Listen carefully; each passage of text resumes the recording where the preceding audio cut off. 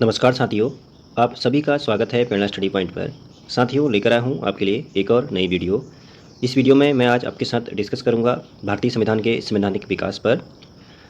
आज से मैं एक नई सीरीज़ शुरू करने जा रहा हूँ और ऐसे ही सीरीज़ में अभी मैं भारतीय संविधान की शुरू कर रहा हूँ, उसके बाद इतिहास, उसके बाद भूगोल, ऐसे करके मैं कंटेंट वाइज आपके लिए सीरीज़ लाऊँगा। और ये मेरे हैंड राइटिंग नोट्स हैं।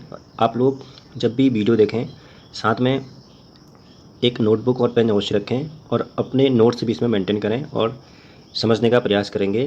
और निश्चित रूप से आपको इन वीडियो से लाभ मिलेगा। और ये वीडियोज़ आप चाहे किसी भी एग्ज़ाम में बैठें, चाहे वो कोई क्वालिफाइंग एग्ज़ाम हो या कोई कम्पिटिटिव एग्ज़ाम हो, सभी एग्ज़ामों के लिए जहाँ भी भारतीय संविधान पूछा जाता है उन सभी में इम्पोर्टेंट होने वाले हैं और निश्चित रूप से यहाँ से आपके प्रश्न बनेंगे। तो आज मैं आपके लाया हूँ भारत का जो संवैधानिक विकास हुआ है, उसमें मैं आज आपके साथ रेगुलेटिंग एक्ट, इसके अलावा पिट्स इंडिया एक्ट और इसके अलावा चार्टर एक्ट 1813 और इसके अलावा चार्टर एक्ट 1833 और चार्टर एक्ट 1853 की मैं इसमें बात करूंगा। तो 4-5 एक्टों को इसमें हम करने का प्रयास करेंगे। और शुरू करते हैं वीडियो। बात करते हैं सबसे पहले संविधान की। देखो, संविधान क्या होता है। अगर एक लाइन में संविधान का मैं अगर आपको आंसर दूं तो संविधान किसी भी देश में नियमों और उपनियमों का एक लिखित दस्तावेज होता है, ऐसा आप इसका आंसर लिख देंगे, है नहीं। तो किसी भी देश को चलाने के लिए जो नियम और कानून बने होते हैं वो जो है संविधान कहलाता है नहीं। और किसी भी सरकार या किसी भी राजनीतिक व्यवस्था का एक बुनियादी ढांचा होता है संविधान। संविधान ही जो होता है हमारा क्या करता है, ये जो है विधायिका, कार्यपालिका, मैं शॉर्ट में लिख दे रहा हूँ, और न्यायपालिका का निर्माण करती है, यानी अब विधायिका क्या होती है। देखो, विधायिका क्या होती है, विधायिका का जो कार्य होता है वो होता है आपका कानून को बनाना। कानून कौन बनाती है, हमारी विधायिका बनाती है। अब वर्तमान संदर्भ में भारत की जो विधायिका है, जो भारत के जो कानून बनाती है, वो लोकसभा प्लस राज्यसभा मिलकर जो है कानून बनाते हैं। तो भारत के लिए विधायिका का कार्य कौन करते हैं, हमारी लोकसभा और राज्यसभा, अर्थात हमारी जो लोकसभा और राज्यसभा है वो हमारी विधायिका है। अब बात करते हैं कार्यपालिका की। तो कार्यपालिका का कार्य क्या होता है। कार्यपालिका का जो कार्य होता है वो जो विधायिका द्वारा बनाया गया जो कानून होता है उसको लागू करवाना कार्यपालिका का कार्य होता है।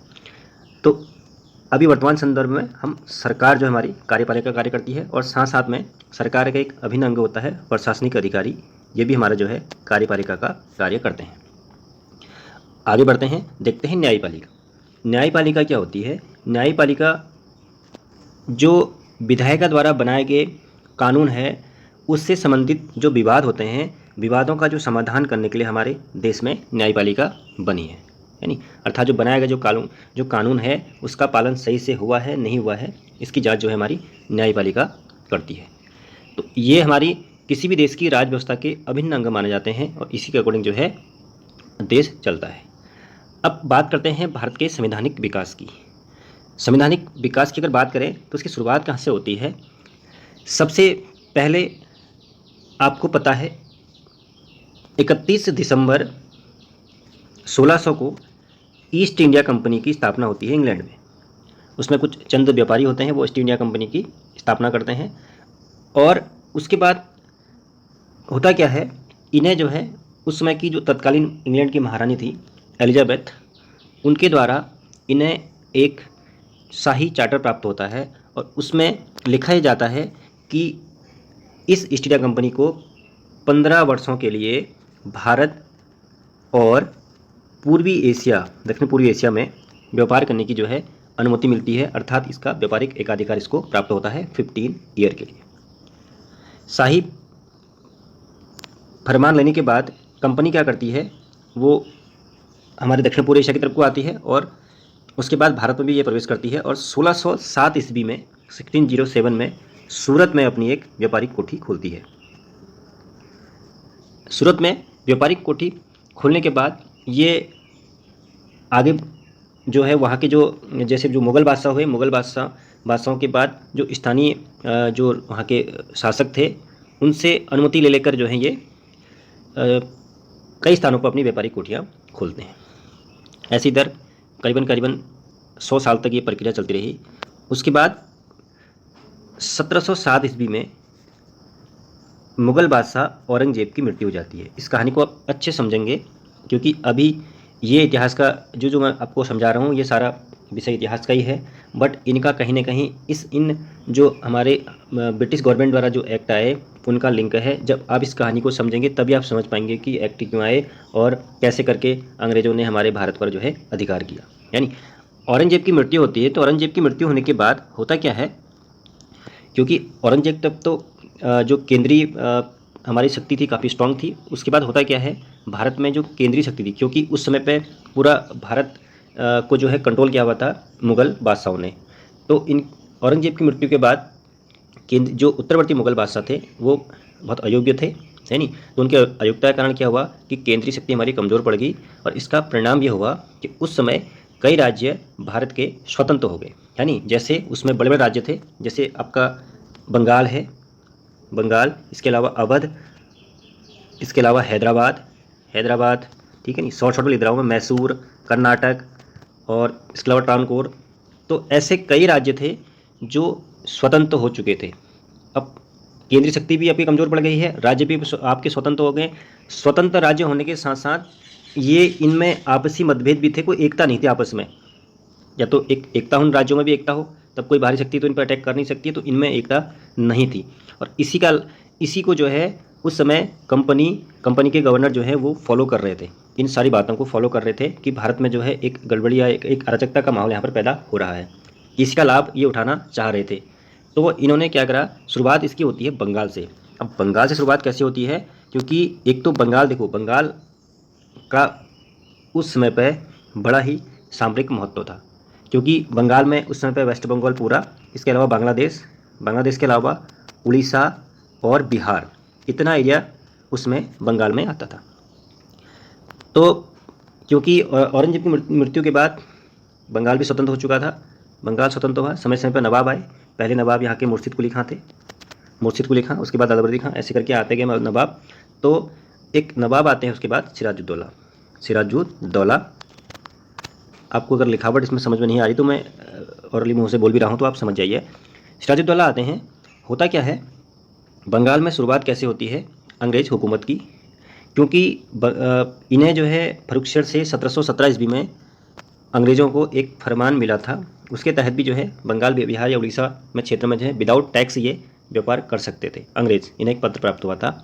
तो ये अंग्रेज जो कंपनी थी वो कर क्या रही थी, यहाँ पर बंगाल में मनमानी करना इन्होंने शुरू कर दिया। एक तो जो इनको चुंगी पर जो छूट मिली थी इन्हें मिली थी, लेकिन इन्होंने क्या करा, उससे जो है भारतीय व्यापारियों को भी देना शुरू करा। तो इससे क्या हुआ, बंगाल में राजस्व की काफ़ी हानि हुई। इसके अलावा ये विदाउट परमिशन, नवाब की विदाउट परमिशन जो है वहाँ पर दुर्गों का निर्माण कर रहे थे, वहाँ पर फैक्ट्रियाँ खोल रहे थे। तो ये सारी चीज़ें नवाब को उसमें पसंद नहीं आई। तो सिराजुद्दौला ने जो है इन पर, कासिम बाजार पर पहली बार इन पर आक्रमण किया। अब एक युद्ध होता है भारत के इतिहास का, इस युद्ध का बहुत बड़ा महत्व है, प्लासी का युद्ध, बहुत फेमस युद्ध है प्लासी का युद्ध। अब हुआ क्या था, एक तो प्लासी का युद्ध, इसकी पर्टिकुलर डेट पूछी जाती है। तो ये हुआ था आपका 23 जून 1757 को। मैं इसको साफ साफ लिख देता हूँ, 23 जून 1757 को प्लासी का युद्ध हुआ। किस किस के बीच में हुआ, अंग्रेज़ों और बंगाल के नवाब सिराजुद्दौला के बीच में। अब इस युद्ध का परिणाम क्या होता है, क्योंकि अंग्रेज़ जो थे वो सिराजुद्दौला के जो एक सेनापति था मीर जाफ़र, इसके अलावा राय दुर्लभ, जिसके दो सेनापति थे, इनसे मिल चुके थे। तो एक छल से, षड्यंत्र से जो है इन्होंने सिराजुद्दौला को युद्ध में हरा दिया और उसकी हत्या कर दी। और हत्या करने के बाद हुआ क्या, अंग्रेज़ों का इनडायरेक्टली जो है बंगाल पर अधिकार हो गया। अर्थात जो इन्होंने बाद के जो नवाब बने, उन्होंने उसके बाद मीर जाफ़र को नवाब बनाया, मीर जाफ़र के बाद इन्होंने मीर कासिम को नवाब बनाया। तो होता क्या है, ये जो नवाब थे ये इनके हाथ की कठपुतलियाँ बन गए थे। तो मनमाने ढंग से इनसे काफ़ी राजस्व लिया जाता था, काफ़ी इन्होंने काफ़ी अपनी सेनाएं रखी वहाँ पर। तो जो भी शासन प्रशासन में जो भी इंटरफेयर कर रहे थे वो करने को अंग्रेज़ कर रहे थे, बट इन्होंने जो भी नवाब इसके बाद बने ये सब अंग्रेज़ों के द्वारा ही बने गए। उसके बाद मीर जाफ़र आता है, और उसके बाद जो है मीर जाफ़र के बाद फिर, क्योंकि ये भी अयोग्य था, फिर जो है मीर कासिम को बनाया जाता है। मीर कासिम जो था ये थोड़ा सा योग्य था, तो इसने अंग्रेज़ों पर लगाम लगाने की कोशिश करी, इसने अंग्रेज़ों का विरोध किया, हर चीज़ में इनका विरोध किया। फाइनली होता क्या है कि छल से जो है अंग्रेज़ मीर कासिम को भी हटाकर फिर से जो है मीर जाफ़र को नवाब वहाँ का बना देते हैं। इससे जो है जो मीर कासिम था ये काफ़ी नाराज़ होता है और ये क्या करता है, ये अपनी सहायता के लिए इसने एक अवध के नवाब हैं, अवध के नवाब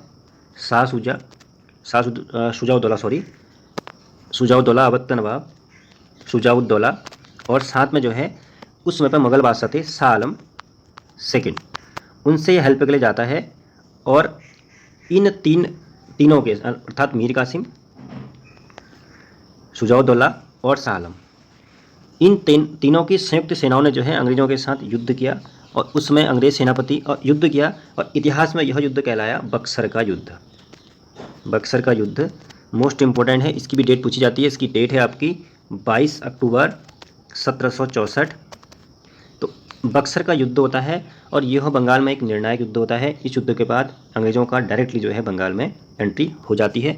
होता क्या है इस युद्ध में, देखो उन्हें फ़ायदा क्या हुआ, एक तो उन्होंने अवध के नवाब को हरा दिया, साथ में इन्होंने सबसे बड़ी जो उसमें केंद्रीय शक्ति थी शाह आलम सेकंड मुग़ल बादशाह, उसको भी इन्होंने हरा दिया। अर्थात मुग़ल बादशाह जब इस युद्ध में जब मुग़ल बादशाह की भी हार हुई तो फिर होता क्या है कि मुग़ल बादशाह भी इनके कंट्रोल में आ जाता है नहीं। तो अब बंगाल पर तो उन्होंने अधिकार कर लिया, साथ ही साथ अब जो भी यहाँ से आगे जो मुग़ल बादशाह बनेंगे वो सारे के सारे अंग्रेज़ों के प्रसाद परंत ही बनेंगे। कैसे बनेंगे, उसके बाद इन्होंने क्या करा, 1765 में इलाहाबाद की एक संधि करी।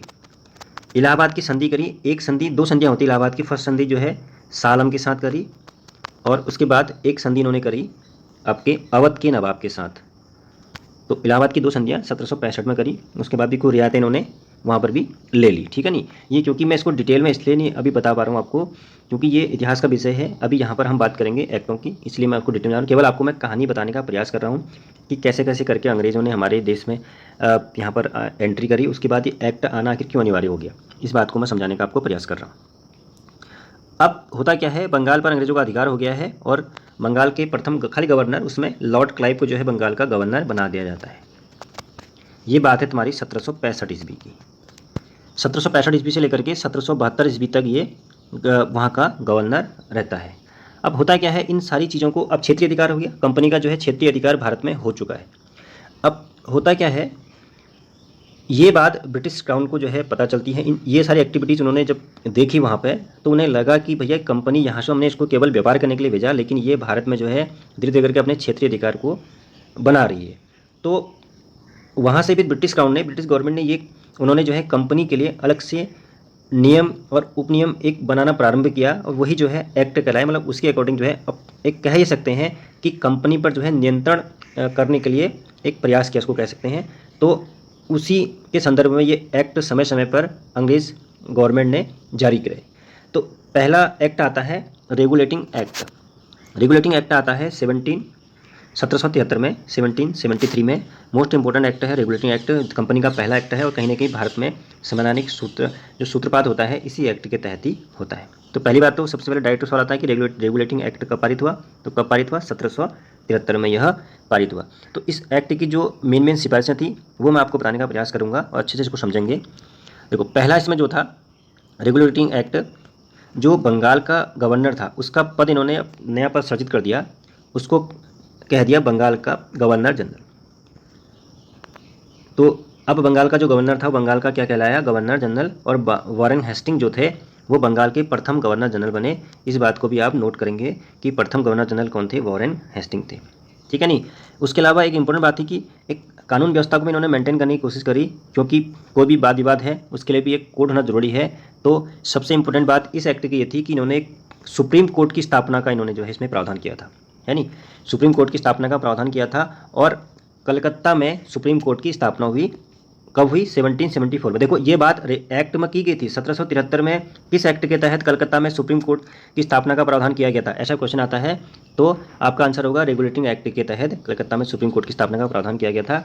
अगला सवाल आता है कि कलकत्ता में सुप्रीम कोर्ट की स्थापना कब की गई, तो कलकत्ता में सुप्रीम कोर्ट की स्थापना की गई थी 1774 में, एक साल के बाद की गई। ये डेट आप याद करना, कहीं गलती से भी 1773 आप मत उसमें टिक कर देना। तो कलकत्ता में सुप्रीम कोर्ट की स्थापना हुई और सर इलियास इम्पे जो है उसके मुख्य न्यायाधीश बने। तो कलकत्ता में सुप्रीम कोर्ट के प्रथम मुख्य न्यायाधीश कौन थे? सर इलियास एम्पे थे, और साथ में उनके 4 अन्य न्यायाधीश थे, ठीक है नहीं। तो 4+1 4 सदस्य, साथ में इलियास एम्पे जो है सुप्रीम कोर्ट के प्रथम मुख्य न्यायाधीश बनाए गए। अगली बात देखते हैं इसमें क्या, अगला प्रावधान क्या था? अगला प्रावधान ये था कि कंपनी के जो कर्मचारी हैं, कर्मचारियों को जो है निजी व्यापार करने या उपहार लेने, क्योंकि वो भारतीयों से उपहार भी लिया करते थे, तो उन्हें इन पर जो है प्रतिबंध लगा दिया गया। कंपनी के जो एम्प्लॉय थे उन्हें निजी व्यापार करने, साथ ही साथ भारतीयों से उपहार लेना को जो है उन पर प्रतिबंध लगा दिया। अगला प्रावधान ये था कि ब्रिटिश सरकार का कोड ऑफ डायरेक्टर के माध्यम से कंपनी पर नियंत्रण जो है सशक्त हो गया। अर्थात एक कोड ऑफ डायरेक्टर बनाया गया था उसमें पे, तो उस पे जो है उससे कंपनी पर नियंत्रण इस पर लगाया गया। और इसके टोटल जो मेंबर थे कोड ऑफ डायरेक्टर के, वो आपके कितने थे? 24 सदस्य थे। और इनका जो पहले कार्यकाल जो 1 वर्ष का होता था, उसको बढ़ाकर जो है 4 वर्ष कर दिया गया, है नहीं। ये बात भी आप नोट करेंगे। नेक्स्ट देखो, इसमें अगला पॉइंट है कि बंगाल का जो गवर्नर था उसको तीनों प्रेसिडेंसियों का गवर्नर बना दिया गया। तो देखो, प्रेसिडेंसियाँ क्या होती हैं? जो कंपनी का जो अधिकार जो क्षेत्र कंपनी के अधिकार का जो क्षेत्र है, अर्थात बड़ा एरिया, वो जो है उसमें क्या कहलाती थी? प्रेसिडेंसी कहलाती थी। पहले क्या था इसमें से? देखो, बंगाल हो गया, बंगाल और बम्बई, उसमें पे बम्बई बुलाता था, बम्बई और मद्रास, ये 3 जो हैं प्रेसिडेंसियाँ थी। तो उसमें क्या था कि जो बंगाल का जो गवर्नर, पहले यहाँ पर सबके अलग गवर्नर इन्होंने बना दिए गए थे, तो बाद में इन्होंने क्या करा कि बंगाल का गवर्नर जनरल है वो तीनों प्रेसिडेंसियों का जो है गवर्नर जनरल बन जाएगा। तो ये रेगुलेटरी एक्ट की कुछ खास बातें थी। मैंने, देखो, हमें उतना ही पढ़ना है जितना एग्जाम में पूछा जाता है, फालतू की चीज़ें हमें ज़्यादा इसमें पढ़नी नहीं है। तो मैंने मेन फैक्ट जो थे इसमें डाले हैं। पहली बात तो आपको ये ध्यान करना है कि रेगुलेटरी एक्ट के तहत सबसे पहले तो एक बंगाल का जो गवर्नर था उसका एक नया पद मतलब सर्जित कर दिया गया, वही गवर्नर को गवर्नर जनरल कहा गया। और वारेंग जो हेस्टिंग थे वो प्रथम गवर्नर जनरल बने बंगाल के। इसके अलावा सबसे इंपॉर्टेंट फैक्ट इसमें सुप्रीम कोर्ट की स्थापना ही है, क्योंकि रेगुलेटिंग एक्ट के तहत एक सुप्रीम कोर्ट की स्थापना का प्रावधान किया गया था। और वो सुप्रीम कोर्ट की जो स्थापना है वो बाद में कहाँ हुई? कलकत्ता में हुई। कब हुई? 1774 में हुई। और इलियास एम्पे जो है उसके पहले मुख्य न्यायाधीश बना दिए गए। इसके अलावा मेन बात ये थी कि कोड ऑफ डायरेक्टर बनाया गया। कोड ऑफ डायरेक्टर तो खैर पहले से ही बना दिया गया था, जब कंपनी आई थी व्यापार करने के लिए, तो यही इसका इसी के नियंत्रण में, इसी की देखरेख में यहाँ पर व्यापार करती थी कोड ऑफ डायरेक्टर के। तो अब क्या हुआ कि इसके थोड़ा सा कह सकते हैं कि इसको अधिकार कुछ और ज़्यादा दे दिए गए, और कंपनी पर नियंत्रण जो है इसके द्वारा अब ज़्यादा होने लग गया। उसमें होता क्या है कि उसके जो टोटल मेंबर थे वो 24 थे। पहले इनका कार्यकाल जो था वो 1 वर्ष का था, उसको बढ़ाकर जो है 4 वर्ष कर दिया गया। और इसके अलावा कंपनी के जो कर्मचारी थे उनको निजी व्यापार करने और भारतीयों से उपहार लेना जो है उस पर भी इन्होंने प्रतिबंध लगा दिया। इसके अलावा जो बंगाल का जो गवर्नर था उसको तीनों प्रेसिडेंसियों का गवर्नर जो है बना दिया गया। ये बातें कुछ रेगुलेटिंग एक्ट की थी। अब अगला देखते हैं पिट्स इंडिया एक्ट। ये भी इम्पोर्टेंट एक्ट है। देखो, पहली बात तो डायरेक्ट सवाल यहीं आते हैं कि पिट्स इंडिया एक्ट कब पारित हुआ? 1784 में। पहले तो आपको सारे डेटे भी याद करनी है कब कब ये एक्ट पारित हुए। अब इस एक्ट का, ये एक्ट इसलिए इम्पोर्टेंट है क्योंकि इस एक्ट के तहत जो है इसका जो शीर्षक ही था, मैंने इसमें डायरेक्ट लिखा है, भारत में कंपनी के अधीन क्षेत्रों को पहली बार भारत में ब्रिटिश आधिपत्य क्षेत्र कहा गया।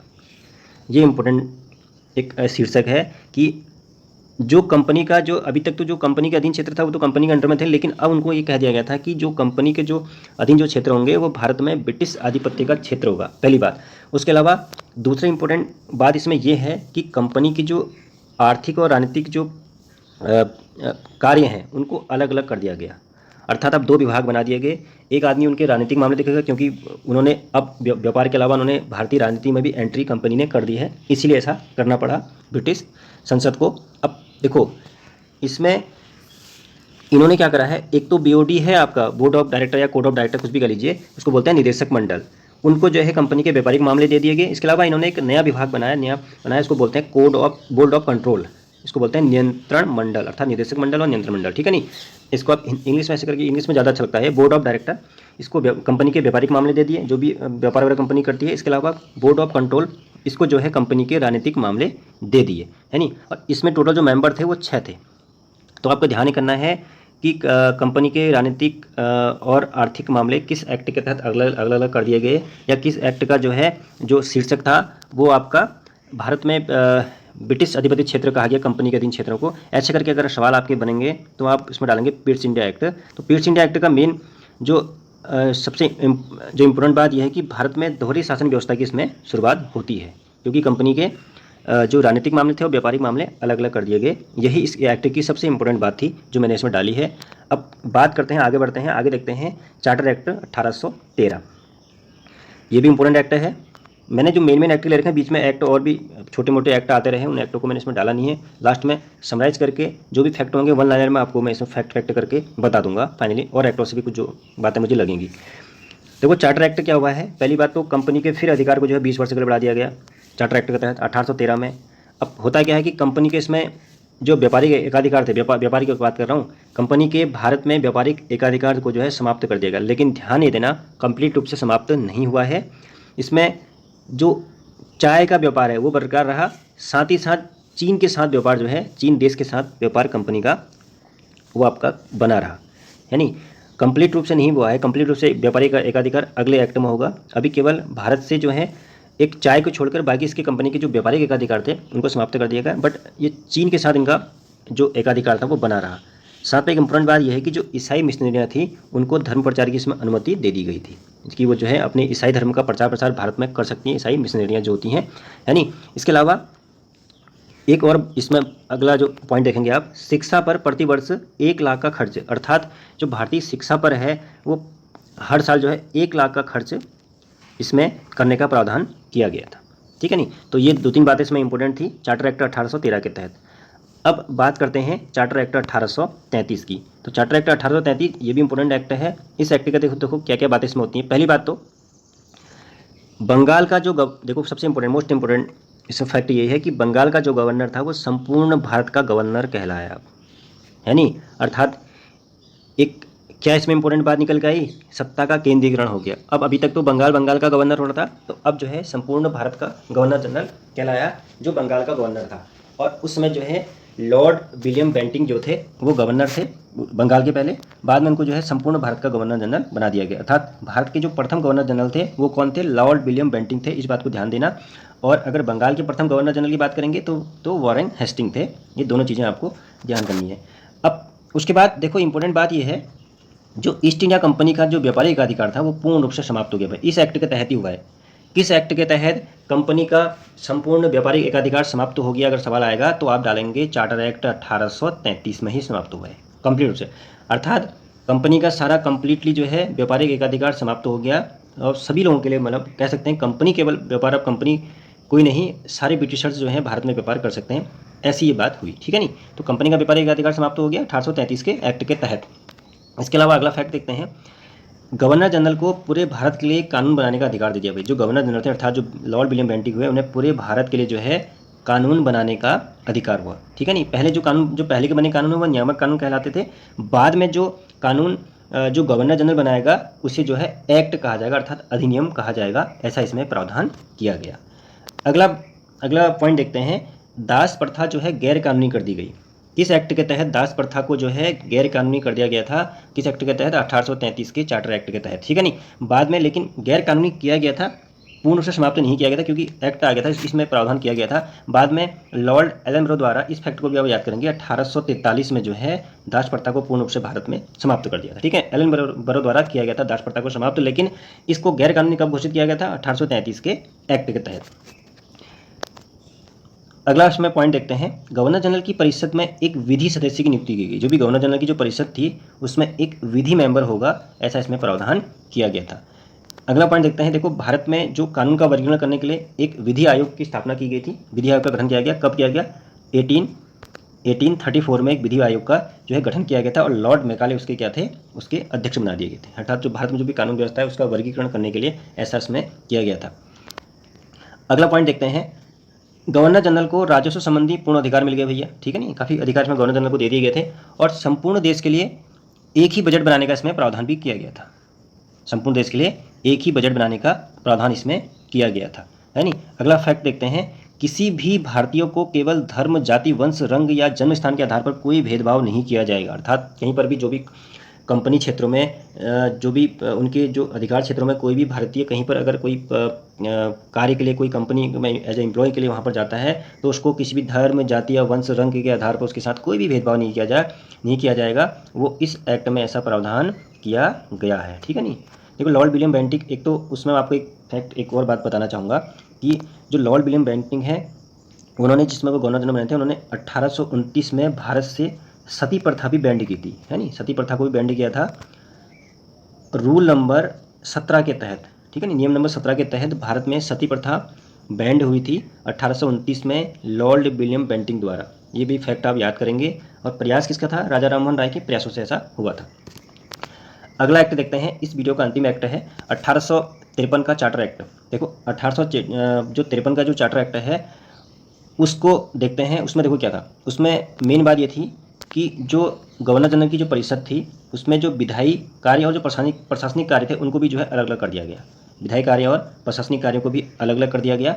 इसके अलावा उस जो परिषद में पहले मैंने कहा कि 6 मेंबर थे, उसमें मेंबरों को 6 उसमें और जोड़ दिए गए, टोटल जो है 12 सदस्य उसमें बना दिए गए गवर्नर जनरल की जो परिषद थी। इसके अलावा देखो भारत के लिए ये इंपॉर्टेंट फैक्ट है, भारत के लिए एक पृथक विधान परिषद की स्थापना की गई थी। ठीक है नहीं, भारत के लिए क्या कर दी गई थी, एक पृथक विधान परिषद की स्थापना की गई और उसे जो है लघु संसद के रूप में उसने कार्य किया, है नहीं। तो एक लघु संसद के रूप में उसमें कार्य किया था। भारत के लिए जो है पृथक विधान परिषद की स्थापना की गई थी। इसके अलावा इंपॉर्टेंट फैक्ट ये है कि सिविल सेवकों की चयन हेतु एक खुली प्रतियोगिता का इसमें प्रावधान किया गया था, है नहीं। तो जो सिविल सेवकों के जो चयन होता है उनके लिए खुली प्रतियोगिता का मतलब सिविल सेवा की जो परीक्षा होती है उसकी शुरुआत की गई थी 1853 के चार्टर एक्ट द्वारा, है नहीं। 1833 में भी ऐसा प्रावधान किया गया था, लेकिन उसमें पे वो फिर मेंशन नहीं किया गया था उसको। लेकिन ये यहाँ पर जो है ये कंप्लीटली बात होगी। इसमें भारतीयों के लिए, मतलब भारतीयों के लिए खोल दिया, भारतीय भी इसमें शामिल हो सकते हैं। भारतीयों के लिए जो है सिविल सेवा के चयन के लिए जो है प्रतियोगिताएं खोली गई, अर्थात भारतीयों को भी इसमें शामिल किया गया।